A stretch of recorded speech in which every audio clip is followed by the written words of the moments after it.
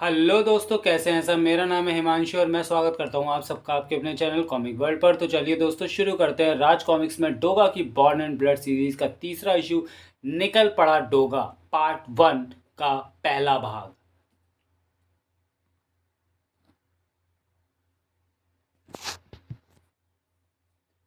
डर। यूं तो जुल्म का सामना करना और जुल्मी को सबक सिखाने का उपदेश खुद श्री कृष्ण भगवान ने दिया है, और यही किया था सूरज ने भी। जुल्मी को सबक सिखाकर उसकी कैद से निकल भागा था वो। लेकिन भागना एक सामाजिक अपराध है, और अपराध करने के बाद हमेशा पैदा होता है डर। बहुत बुरा डर। बहुत बुरी तरह डरा हुआ था वो। पांव भागे जा रहे थे, पर दिमाग केवल शून्य था उसका। बस एक ही जगह जाकर रुक गई थी उसकी सारी सोचें कि कहीं दोबारा उस दरिंदे के चंगुल में ना फंस जाऊं। मोड़ मुड़ते ही वो टकरा जाता है उस साए से। नहीं नहीं। शरीर अंदर तक ठंडा पड़ जाता है उसका। उस चीख के बाद तो हलक तक सूख जाता है। बिना ये देखे कि किससे टकराया था, पलटकर विपरीत दिशा में भाग लेता है वो।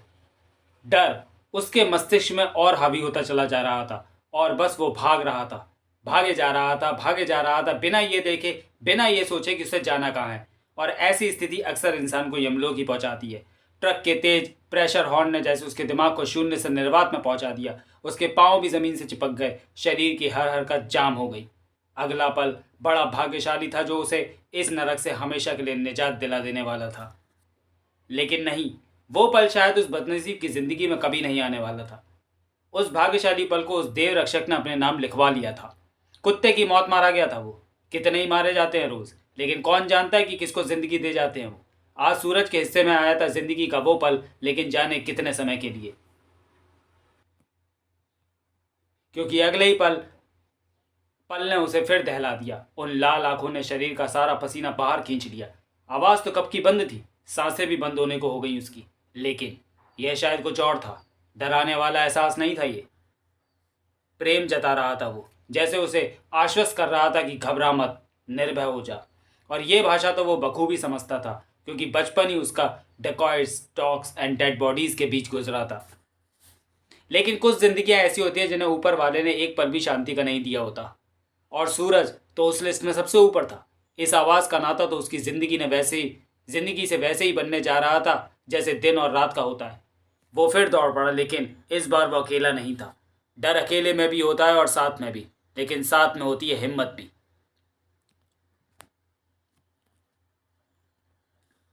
उसका मार्ग बन जानी थी, उसका जीवन पथ बन जाना था वो गटर का प्रवेश द्वार।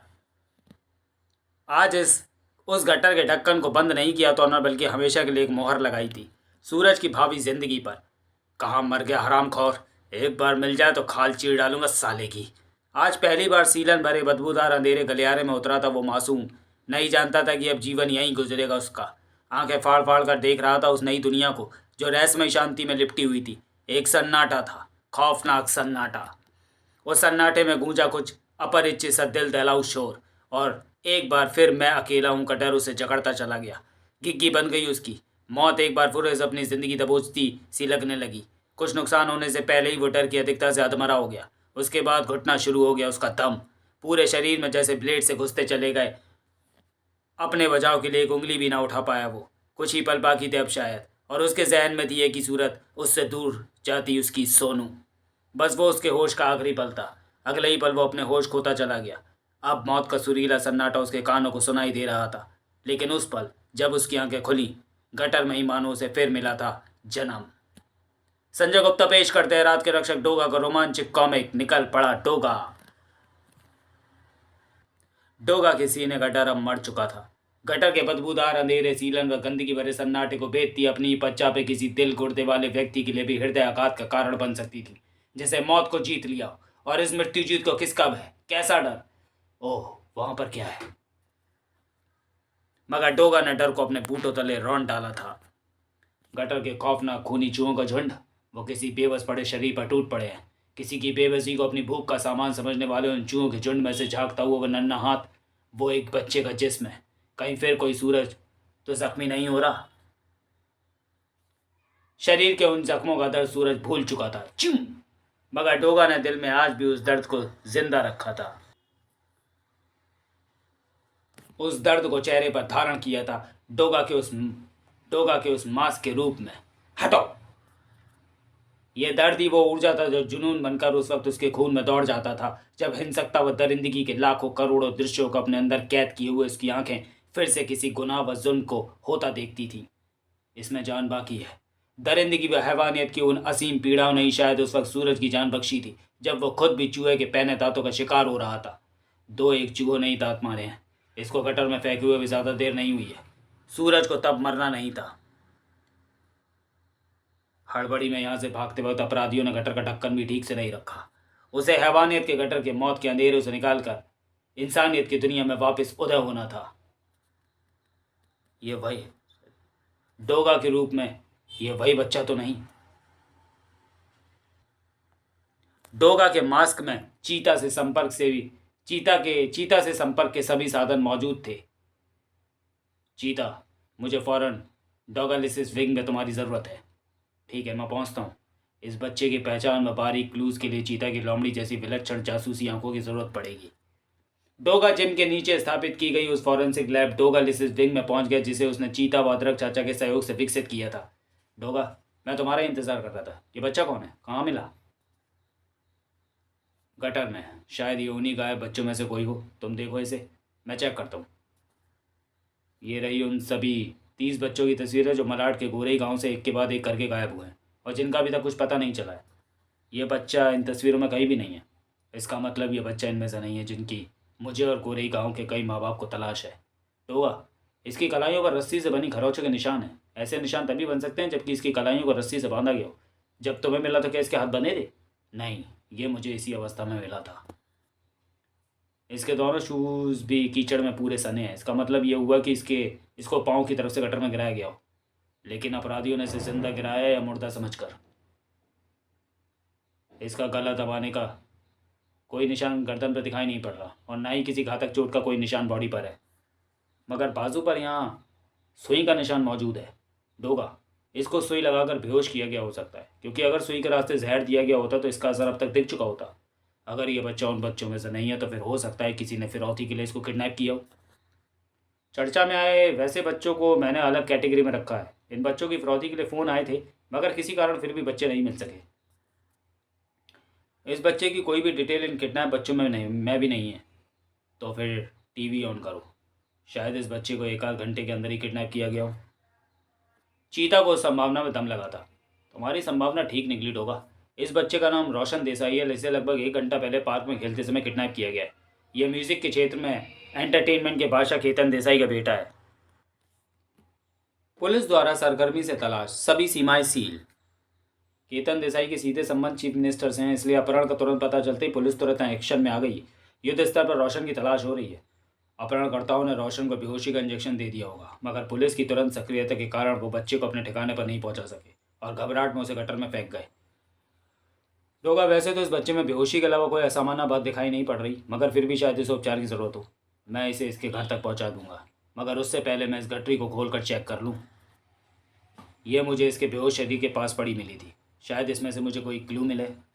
इसमें 2 पिस्टल हैं और ये शायद कोई मैप है। इसको खोलो। इस पर यहाँ इस जगह पर क्रॉस का लाल निशान कैसा लगा है? रोशन के हाथ पांव बांधकर ये लोग रोशन को किडनैप करके इसी जगह पर ले जाने वाले होंगे। मेरे ख्याल में तुम्हें जहाँ से रोशन मिला है वहाँ ऊपर सड़क पर कहीं आसपास कोई पुलिस चेक पोस्ट होनी चाहिए। शायद पुलिस ने रोशन की तलाश में अस्थायी रूप से अचानक बनाया होगा और इस बात की रोशन के किडनैपर्स को खबर नहीं होगी। चेक पोस्ट देखकर वे लोग घबरा गए होंगे और पुलिस से बचने के लिए उन्होंने न सिर्फ रोशन को ही बेहोशी का इंजेक्शन देकर बल्कि किडनैपिंग में इस्तेमाल अपना ये सामान भी गठरी में बांधकर गटर में फेंक दिया होगा। और ये शर्ट जिसमें मैप और पिस्तौलों को बांधकर फेंका गया। 44 साइज को इस शर्ट को पहनने वाला अच्छे ताकतवर शरीर का मालिक होगा। इसकी जेब में कुछ है। ये ड्राई क्लीन की पर्ची है। एक लेदर जैकेट को ड्राई क्लीन के लिए स्नो वाइट को दिया गया है। इस पर अबरार का नाम है। ओह, अबरार भाई के जैकेट की पर्ची है ये। आजकल ये किडनैपिंग के धंधों में सिर उठा रहा है। बस चीता, अपराधियों के खिलाफ मुझे इससे अधिक जानकारी और क्लूज नहीं चाहिए। अबरार भाई और उसके आदमियों के घर के बाहर कुत्ते रोने लगे होंगे। चीता डोगा की आंखों में उतरे हुए खून को देख चुका था। रोशन देसाई लौट आया। ये खबर जंगल की आग की तरह फैली। रोशन, मेरा बच्चा। इसे डोगा ने मेरे ऑटो में बिठाया और घर पहुंचाने को कहा। डोगा की खबर तो पेट्रोल पर आग की तरह फैली। डोगा ने ढूंढा? डोगा क्यों नहीं ढूंढेगा? रोशन बड़े बाप का बेटा था। डोगा काहे नहीं ढूंढेगा? वो ढूंढेगा ही। चीफ मिनिस्टर ने खुद दिलचस्पी दिखाई थी। रोशन को तो अक्खा मुंबई पुलिस ढूंढ रही थी, उसको ढूंढने डोगा भी निकल पड़ा तो क्या, हम गरीबों को बच्चों को तो कोई नहीं ढूंढता। हकीकत सिर्फ डोगा जानता था, मैं तो मोहित को ही ढूंढ रहा था। रोशन तो अचानक मेरे हाथ लग गया। मीडिया, पुलिस, सरकार, प्रशासन सब निकम्मे हो गए। अरे हमारे बच्चों को कोई क्यों नहीं ढूंढता? 10 महीने से गायब है मेरा बुधवा। 3 दिन से मेरा मोहित गायब है, उसे किसी ने नहीं ढूंढा। सवाल उठने जायज़ हैं। पिछले कई दिनों से लगातार गौरई गांव से छोटे बच्चे रहस्यमय तरीके से गायब हो रहे हैं। उनके माँ बापों के आंसू मुझे प्रताड़ित कर रहे हैं, क्योंकि मैं उन्हें रोक नहीं पा रहा हूँ। उनकी आंखों से उड़ी हुई नींद को मैं देख पा रहा हूँ, मगर उसमें उन्हें वो चैन नहीं दे पा रहा हूँ जो नींद बनकर उनकी आंखों में समा सके। आज डोगा ये प्रण करता है कि जब तक इस मामले को हल नहीं कर लेगा वो भी नहीं सोएगा। मोहित और बुधवा जैसे 30 गायब बच्चों का पता लगाने तक डोगा नींद की एक पलक भी नहीं झपकेगा। मगर अभी जो अपराधी हाथ में थे उनकी नींद उड़ने को थी। अबरार भाई का जैकेट चाहिए, वो रसीद अपन से खो गई है। शार, वो रसीद अपन को पागेला है, और तुम्हारा शर्ट भी। ये कुत्ता शर्ट की गंध को तुझ में सूंघ रहा है। कौन हो तुम? डोगा। उस बच्चे रोशन को तुम लोगों ने गटर में फेंका था ना? ये पिस्तौलें तुम लोगों की है ना? और तेरी शर्ट कहाँ है? गटर में फेंक दी। सिंह, मुझे अबरार चाहिए। मिलेगा ना डोगा? मैं बताता हूँ ना उसका पता। डोगा ने भी यमराज का पता बताकर भेज दिया उसे यमलोक। रोशन हाथ से निकल गया था, मगर अबरार भाई ने अनंत को उठवा लिया था। अपन के हराम को निकम्मे आदमियों को मालूम होता है कि रोशन के बाप की सीधी पहुंच चीफ मिनिस्टर रह गए तो वह मुसीबत अपन के गले नहीं पड़ती, पर अपन अपने धंधे में ऐसा खतरा तो उठाना ही पड़ता है। रोशन का नहीं तो अनंत का बाप सही, 5 करोड़ होता अभी भी कहीं नहीं गए। 5 से ज़्यादा तो मैं भी यहाँ खर्च नहीं करूँगा अबरार। जिंग जिंग जिंग जिंग। 4 गोलियां खर्च कर दी, 5वीं तुझ पर करूँगा। थाय तो मगर साथ ही मासूम बच्चों पर किए गए जुल्म का हिसाब भी तुझसे लूंगा। इंसानियत को शर्मिंदा करने वाली जो दरिंदगी तेरे आदमियों ने रोशन को गटर में फेंक कर दिखाई, उसका हिसाब तू ही देगा। तेरी टांगें तोड़कर दोनों हाथ बांधकर तुझे लाकर गटर में फेंकूंगा। ना तू भाग पाएगा हरामखोर, ना हटा पाएगा। सामने मौत है। नहीं,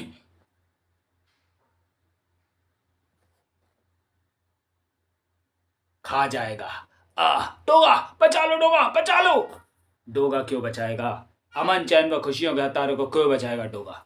वो तो मारेगा, पूरी दरिंदगी दिखाएगा उन पर। डरना नहीं, बहादुर बनना। डरने वाले को चूहे भी डरा देते। हिम्मत हौसले के साथ डटे रहो तो शेर भी तुम्हारा कुछ नहीं बिगाड़ सकता। ठहरो डोगा, चलो तुम्हें किसी सुरक्षित जगह पर छोड़ दूंगा जहां से तुम खुद अपने घर जा सकोगे। मेरे मम्मी पापा मुझे बहुत प्यार करते हैं। मेरी किडनैपिंग के बाद वो बहुत रोए होंगे, अभी तक रो रहे होंगे। रोएंगे वो तब भी जब मुझे ठीक ठाक अपने सामने खड़ा पाएंगे, मगर तब जो बहेंगे वो खुशी के आंसू होंगे, और वे खुशी उन्हें तुम्हारी बदौलत मिलेगी डोगा। मगर तब तुम मुझे वहाँ नहीं मिलोगे ताकि मैं तुम्हारा शुक्रिया अदा कर सकूं। आंसुओं का इंसान से भावनाओं का रिश्ता होता है। भावनाएं जिनसे रिश्ते जिंदा रहते हैं, रिश्ते जिनसे इंसान जिंदा रहते हैं, इंसान जिनसे मिलकर वो समाज जिंदा रहता है जिसमें हम रहते हैं। हम यानी मैं भी, तुम भी, और लोग भी। एक दूसरे के सहयोग से बने इस समाज में रहने वाले हर इंसान का कर्तव्य है कि दूसरों को खुशी दे, और जब कोई अपना कर्तव्य पूरा करता है तो उसका शुक्रिया अदा करने की ज़रूरत नहीं होती। तुम्हारा घर आ गया, टेक केयर। डोगा रात का रक्षक था, सुबह उसके पाँव में बेड़ियाँ डाल देती थी। अरे सूरज, रोज़ाना मैं अगर तुम्हें उठाता हूँ तो तुम्हारी गुड मॉर्निंग होती है। आज तुम खुद ही जाग गए और उठते ही एक्सरसाइज शुरू कर दी। सुबह आने के बाद सोए नहीं क्या? नहीं अदरक चाचा, वो देखिए टीवी की तरफ देखिए, लोग क्या कह रहे हैं। डोगा ने पहुंचाया एक और बच्चे को उसके घर। करोड़पति बाप का बच्चा है वो भी। अमीर बच्चों के लिए सभी के दिल में दर्द उठता है, गरीब बच्चों की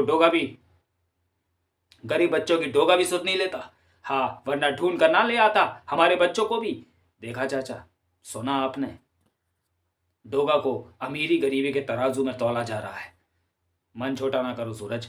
यदि ये सिर्फ लोग होकर ऐसा कह रहे होते तो मुझे भी इन पर गुस्सा आता, मगर ये लोग नहीं हैं। ये वो माता पिता है जिनके बच्चों की गुमशुदगी से पैदा हुई उनकी हताशाएं अब कुंठाओं में बदल चुकी हैं। उनकी कुंठाओं ने उनके हृदय को ऐसी असीम पीड़ाओं से जकड़ दिया है जिनकी कोई दवा उन्हें दिखाई नहीं पड़ती। और जब दुआएं और दवाएं बेअसर हो जाती हैं तो उम्मीदें टूटने लगती हैं। ऐसे लोगों को प्यार और सहानुभूति की ज़रूरत होती है। ये लोग एक दिन समझेंगे सूरज कि डोगा के लिए अमीरी गरीबी से बढ़कर अपना कर्तव्य अहम है। और ये लोग समझे ना समझे, मगर डोगा तो ये बात समझता भी है और जानता भी है कि वो जो कुछ कर रहा है अपनों के लिए कर रहा है और सारी मुंबई उसकी अपनी है। चलो अब तुम हाथ मुंह धो लो और चाय नाश्ता लेकर थोड़ा आराम कर लो, ताकि जिस्म दिमाग शाम तक डोगा के काम के लिए फ्रेश हो सके। पल के तक नहीं झपकेगा डोगा, नहीं सॉरी, नहीं चाचा, प्रण किया है डोगा ने कि जब तक गायब एक एक बच्चे का पता नहीं चल जाता वो सोएगा नहीं। पल के तक नहीं झपकेगा। अदरक चाचा हक्के बक्के होकर उसको देख रहे थे। काश परायों के लिए अपने पल का ये एहसास हर नागरिक में होता तो सभी द्वेष व नफरत मिट गई होती। वो लोग भी तो नहीं सो पाए होंगे जिनके बच्चे गायब हैं। छपाक। मैं सारे तथ्य को इकट्ठा करूंगा अदरक चाचा, ढूंढ निकालूंगा कोई क्लू उन बच्चों की बरामदगी का। खून का कतरा वाले केस में भी ऐसा ही था। एक खौफनाक हत्यारा मेरी आंखों से दूर था, मगर मैंने उसे ढूंढ निकाला था चाचा। इन गायब बच्चों का रहस्य भी ढूंढ निकालूंगा उसी हत्यारे की तरह, इंशाअल्लाह। तुम्हें सफलता ज़रूर मिलेगी सूरज, मगर बच्चों के गायब होने का सिलसिला पिछले 6 महीनों से जारी है। तुम्हारे ना सोने के फैसले पर मुझे चिंता हो रही है सूरज। ये फैसला ठीक नहीं है। कुछ मिला? गोरे गांव से जुड़े इस केस में मानव अंगों के व्यापारियों और छोटे बच्चों को गायब कर उनसे भीख मंगवाने वालों पर भी शक जाहिर किया गया है। एक बार फिर सूरज अपने डोगा लिसिस विंग में था। मुंबई पुलिस की वेबसाइट mumbai.police.com पर मुझे ऐसे सभी गायब बच्चों की लिस्ट मिल सकती है। सभी गायब 30 बच्चों की लिस्ट का प्रिंट मेरे हाथ में है। डोगा ने अपनी सारी दिमागी क्षमताएं झोंकनी थी। डोगा तुम अंदर आने दो। डर गए थे वो लोग सुबह टीवी पर डोगा के खिलाफ जो बोला था। देखो मेरे चेहरे को, कुत्ते का मांस क्यों धारण किया है मैंने? इसलिए क्योंकि कुत्ता वफादारी का प्रतीक है, दोस्त है मानव का। तुम्हारा बच्चा रवि प्रकाश गायब हुआ है। तुम्हारी छाती में फूटते दुख के सैकड़ों फोड़ों की पीड़ा को कोई अंत नहीं। औलाद का दुख छाती चीर देता है राम प्रकाश, मगर दुख को छाती में दबा कर रखो। उसे आंसुओं के रूप में बहने मत दो, क्योंकि आंसू कमजोरी की निशानी है। आंसू बहाकर तुमने कमजोरी का प्रदर्शन किया। इनको लावे की तरह दिल में रखो और फूट जाने दो अंदर के ज्वालामुखी को। अपने हक के लिए आवाज़ बुलंद करो। ऐसा धमाका करो कि कानून के कान फट जाए। उसको उसका काम याद दिलाओ। और रही डोगा की बात, तो निकल पड़ा है डोगा। अब वो पनाहे भी थर्राएंगे उन अपराधियों को पनाह देने में जिन्होंने बच्चों को गायब किया है। तो चलिए दोस्तों, वीडियो को यहीं समाप्त करते हैं और मिलते हैं निकल पड़ा डोगा के दूसरे भाग में अगले वीडियो में। तब तक के लिए धन्यवाद।